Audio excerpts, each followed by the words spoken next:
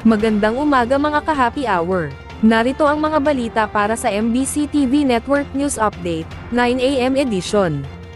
Bantang pag-aresto ng China sa mga naglalayag kahit sa EEZ ng Pilipinas, itinuturing na provocation. Yan ang MBC TV Network News, ni Edniel Parosa.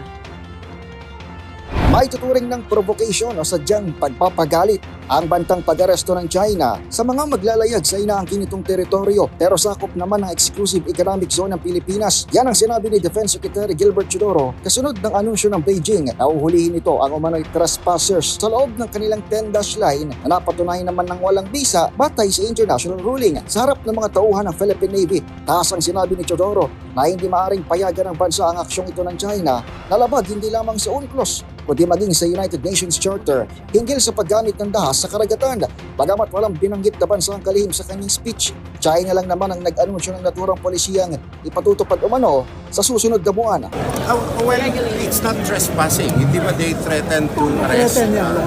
That is a provocation and a violation of the UN Charter, as I said. Sinabi rin ni Chodoro na hindi lamang dapat maging tagatanggap ng tulong ang Pilipinas mula sa mga like-minded o mga kaalyadong bansa, pero dapat ay matuturing ipagtanggol ang sarili nitong EEZ. Ginawa ng opisyal ang pahayag sa ika-126 na anibersaryo ng hukbong dagat kung saan ibinida ng Navy ang modernisasyon nito ngayong taon. Para sa MBC TV Network News, ito si Edniel Parosa. Sama-sama tayo Pilipino.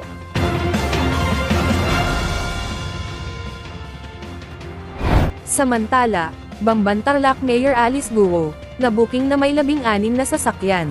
Ipinakita ni Senator Risa Hontiveros ang ilang larawan ng mga sasakyan ni Guo, kabilang ang SUVs, Land Cruisers at McLaren 620R, na ginamit umano ng mayor sa isang car show sa Concepcion, Tarlac noong December 2023. Pero depensa ni Guo, hiniram niya lang McLaren at ibinente na rin niya ang karamihan sa kanyang mga sasakyan, dahil buy and sell ang kanyang negosyo. At yan ang mga balita para sa MBC TV Network News Update, 9 AM edition. Abangan ang mga susunod na balitaan mamaya, para sa 10 AM edition.